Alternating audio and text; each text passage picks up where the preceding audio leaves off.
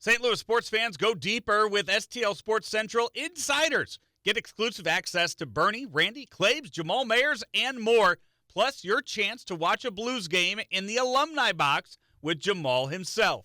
Monthly giveaways, Bernie's columns all week, and support for local sports media. Join now at stlsportscentral.com. Greetings. Hello. I'm Bernie Miklasz. Now, this is the Bernie Show on STL Sports Central. I don't know why I'm talking like a geek.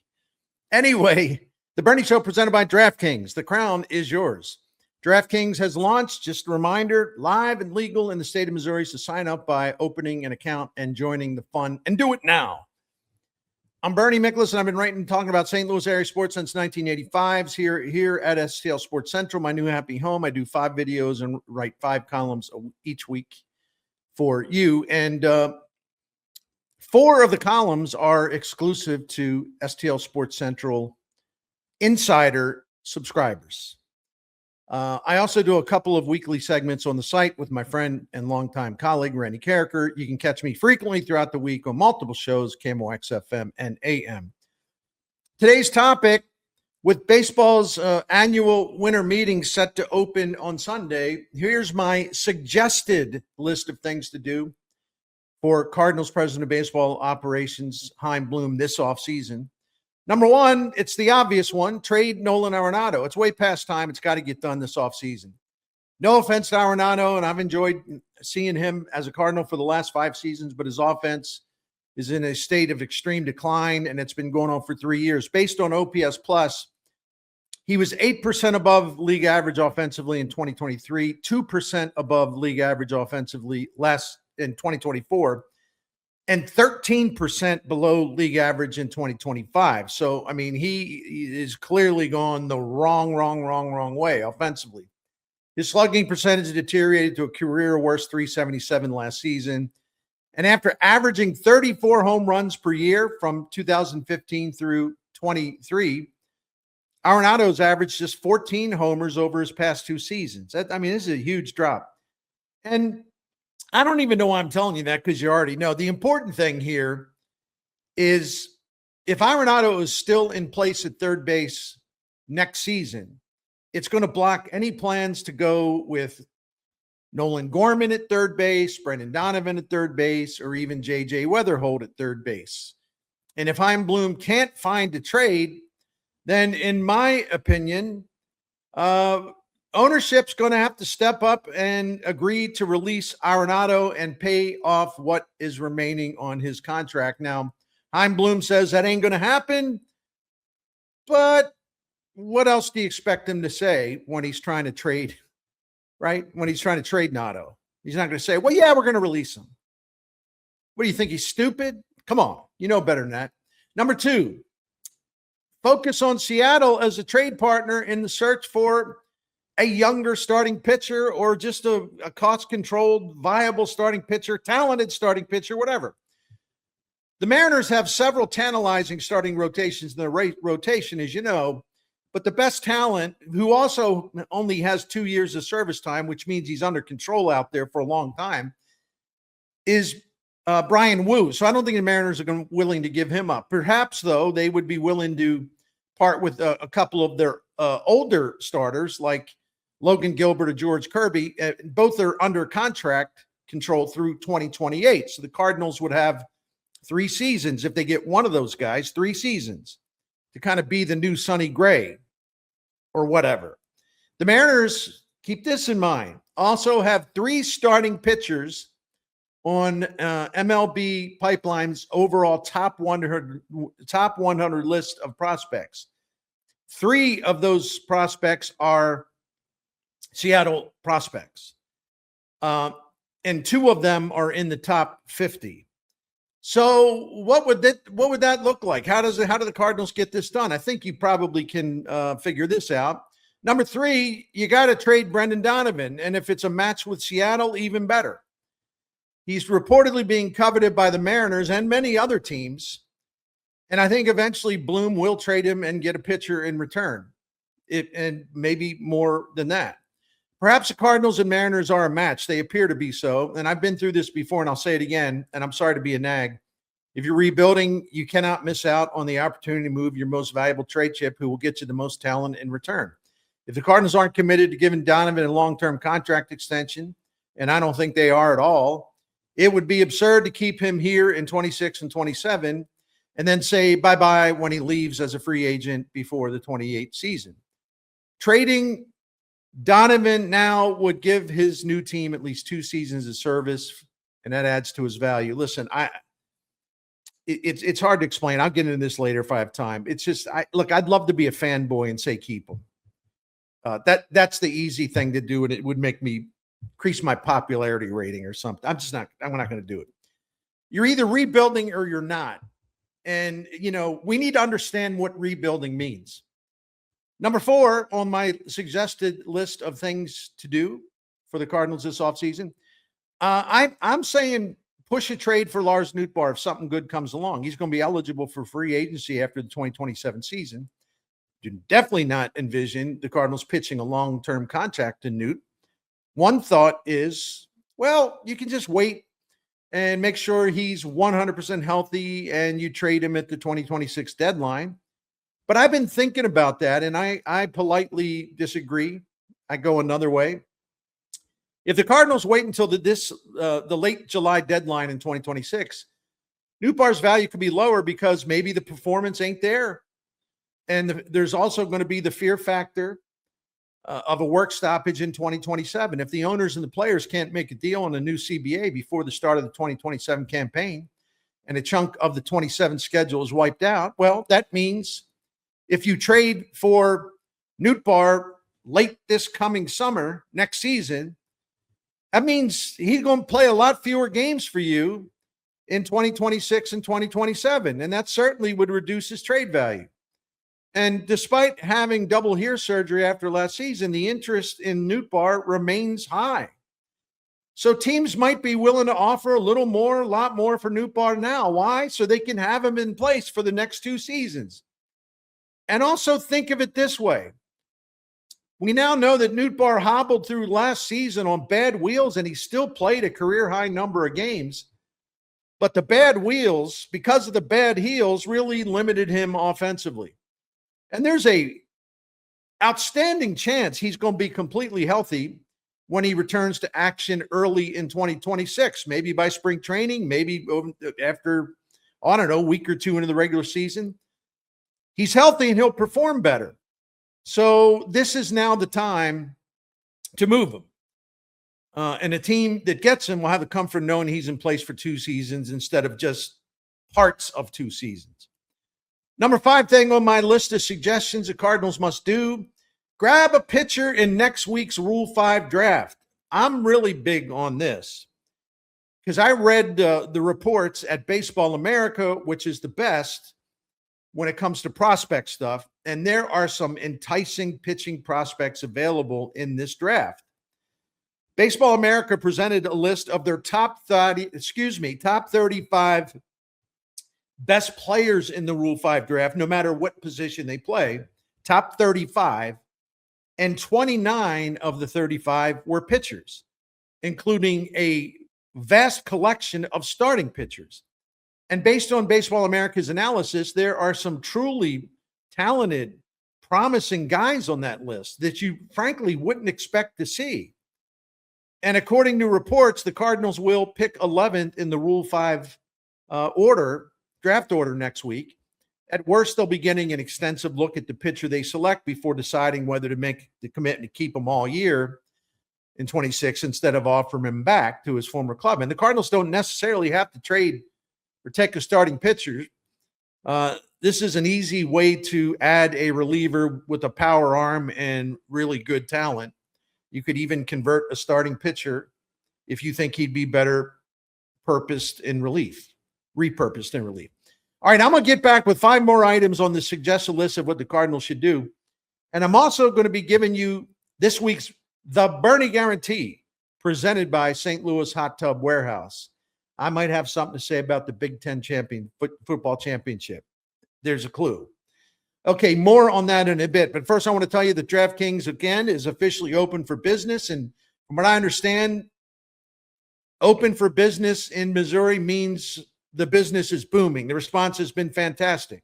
So get on in it, right? Missouri residents, it's time for you to get started at DraftKings, America's top-rated sportsbook app. The early response, as I mentioned, has been outstanding. So come on in and join the fun.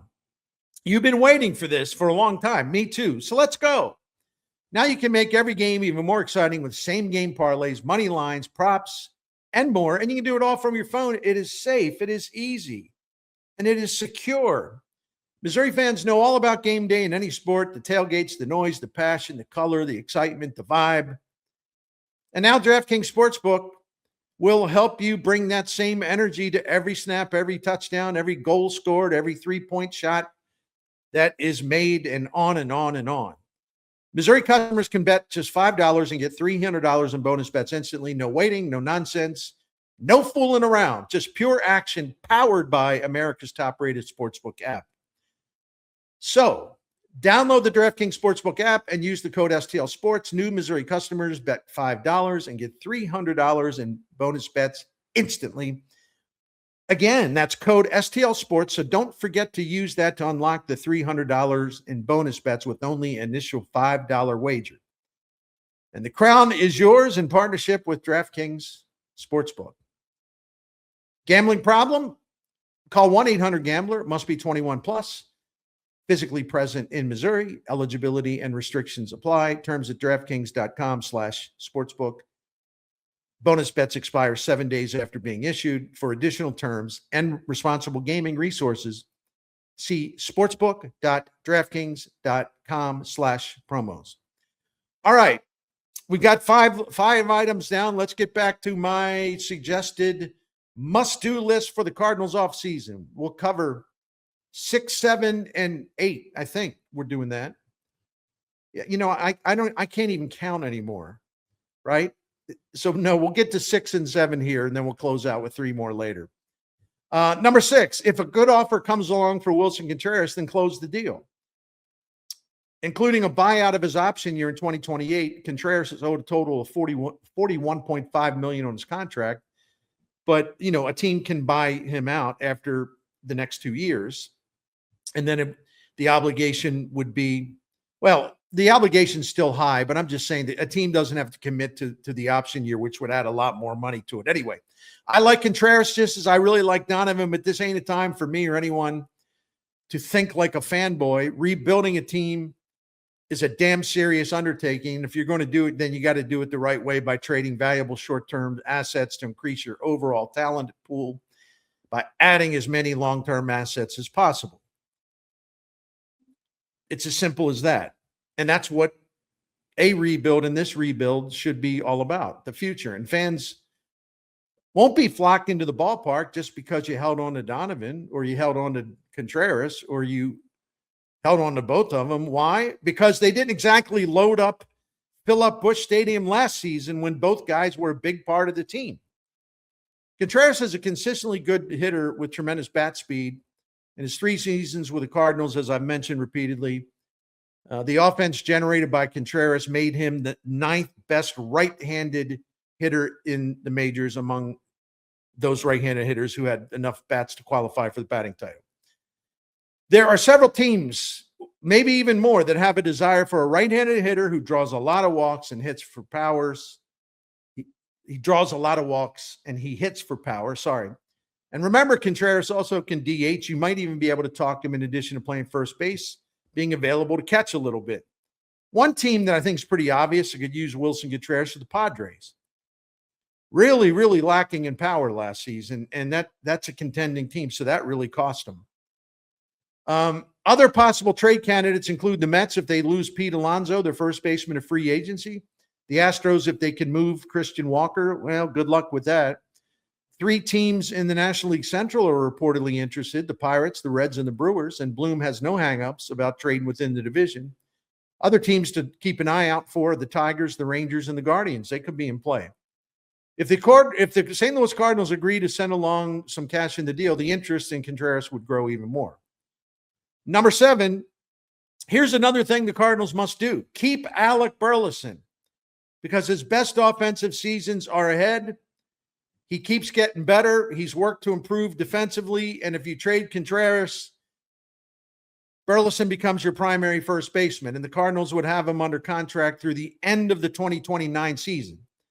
Last season, Burleson was the 5th best hitter in the majors, number 5 in the majors, offensive performance among 26-year-old hitters. If something changes, the Cardinals can always trade Burleson at a later time before 27 or before 2028. But for now, the best play is to stay the course with Burley as he continues to improve. After a brief moment, I should say a brief timeout, I'll be back with my final 3 recommendations on my suggested list of things the Cardinals should do this offseason. But right now, it is time for the weekly The Bernie Guarantee, presented by St. Louis Hot Tub Warehouse. The best matchup of this college football weekend is number 1 Ohio State versus number 2 Indiana for the Big Ten Conference Championship. 2 unbeatens brawling for Big Ten supremacy in a tune-up for the college football playoff, and both of them are absolutely contenders for a national championship. So this will be fun. It's going to be close, I think, anyway, and hopefully thrilling. I do think that this game is more important for Indiana. You might even say it means everything to Indiana because they're a new power. They're a new power on the block, and there's still a lot of skepticism over them. Not by me. I'm just saying, you know how it is. It's tough to take the so-called new kid seriously unless they prove it over a longer period of time. I don't feel that way because they're damn good. But this has given Coach Curt Cignetti and his squad a really strong underdog personality for the second year in a row, and I think that works. I think that helps. On the other hand, I don't think it's a stretch to expect at least somewhat of an emotional letdown for the Buckeyes after their uber intense rivalry game victory stomping of Michigan at Michigan last Saturday. Of course, Ohio State's defense is historically dominant. It's the first defense to hold its first 12 opponents under 17 points in a season in each game since Florida in 1975. And by the way, Indiana's got a hell of a defense too, but Ohio State clearly the best defense in the country. But the Buckeyes have not encountered a great opposing quarterback or an elite offense this season. Indiana's Fernando Mendoza is top NFL prospect, and his Hoosiers offense has scored 27 or more points in 11 of their 12 games. I really have a hard time picking against Ohio State in terms of a straight-up outcome. But I think Indiana has what it takes. It has what's necessary to cover the spread as a 4.5-point underdog. So I'm going with an against the spread pick here, and my Bernie guarantee is taking the Hoosiers and the 4.5 points. One more thing, friends. When you buy a hot tub, you want a value that lasts. At St. Louis Hot Tub Warehouse, their low overhead means premium, American-made products, priced better than the competition, and the best price guarantee in town. They will beat any local dealer on a comparable model.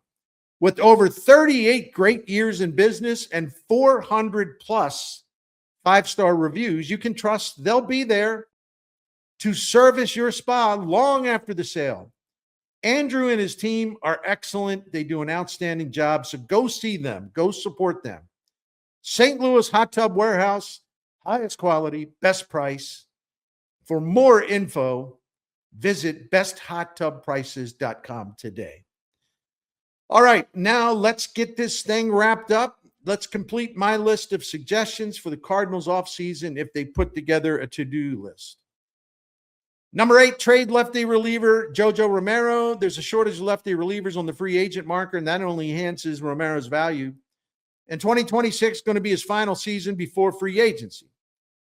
I can't make an educated estimate of what Romero would bring in a trade, but after correcting a delivery flaw early last season, Romero had a 1.20 ERA in his final 54 appearances. And he was even better late in the season when you narrow it down by months. Surely a team out there would dangle a prospect or two to get Chaim Bloom's attention.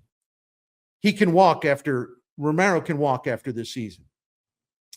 Number 9, the Cardinals have to spend more money. No, I'm not saying they're going to be, shopping in the expensive aisle of free agency, but they do need some things. Bullpen help, bench depth, more balance offensively, including a right-handed bat for the outfield. And if Bloom still has his sharp instincts from the Tampa Bay Ray days, and I think he does, he should be able to identify a low-cost signing or two that can provide more value than expected. Among free agent starting pitchers, there are several starting pitcher reclamation projects out there that could be worth a low-risk signing. The one thing locally is I'm seeing the Cardinals ought to sign this guy, they ought to sign that guy, all because they don't cost what Dylan Cease costs. But those guys are going to make much more money than people are anticipating. So be careful with those lists. That's why I don't name a lot of names. This market is shifting all the time. And you think a guy's a good value signing, and then when you see what he actually signs for, you're like, whoa, I didn't expect that. Yeah, exactly. Number 10, finally, the Cardinals should keep Nolan Gorman unless some team overwhelms them with an offer. Listen, I know Gorman ain't popular with many of you out there. That's fine. But given this organization's pathetic shortage of power, it would be stupid to sell low on Gorman this winter. He cannot become a free agent until 2029. The new St. Louis baseball regime has some ideas about getting Gorman back on track in 2026. And it's easy to forget now, but from the start of June until late August last season, Gorman had a .491 slugging percentage, a really good .353 on base percentage, and overall was 37% above league average offensively. And then his plate discipline cratered again. But I think back to those nearly 3 months when he was very, very good and his plate discipline was much improved. There's still something to work with there. And as I keep repeating, I want the new regime to get a chance to work with it. The talent that is Nolan Gorman, even if he's an enigma. There's still hope, I believe. Now that's going to do it for me. I want to thank DraftKings for presenting the Bernie Show and all of our sponsors. Thank you, thank you, thank you. And most of all, thanks to all of you for your support. I really appreciate it. Hope you have a wonderful weekend, and thanks for watching the Bernie Show. Hello there, I'm Bernie Miklasz, and I want to take a minute to brag about everything that we're doing here on STL Sports Central. But first, if you don't mind, I'm going to tell you a quick story because I think you need to hear it. When this site began a few months ago, whenever it was, right? I was curious to see what I would find here. I love sports content, but I can be a little picky. I want it to be consistent. I want it to be smart. I want it to be fun. I want it to be something I can count on. Not every now and then, but every day if possible. Well, listen, I got all of that and then some. I was simply blown away by the huge amount of content, good content, quality content, a variety of content on this site. Hey, there's Cardinals coverage with Card Central 365, which is there for you every single day, 365 days a year. You're going to stay up to date with a great cast of hosts, my friends that include Brendan Schaefer, Mike Claiborne, Joe Roderick, Stephen Carey, Ryan Fagan, and many more. And that's not all. There's post-game shows after every game. In fact, this is about the Cardinals coverage, but there's post-game shows after every game, any St. Louis sports team, college or pro. It's amazing. And these post-game shows feature the hosts that I've already mentioned, plus in terms of the Cardinals post-games, plus Sarah Daly and Ethan Hannaford. And I'm in the bullpen in case they want to bring the old reliever out so I can holler about something. Hey, long story short, and I wasn't very short, but here's the story. I was so impressed with STL Sports Central, I knew something right away. I wanted to be part of the team, and so I am. Here I am. Please join us all. There's nothing like this in the St. Louis sports market. There is nothing like it in this market.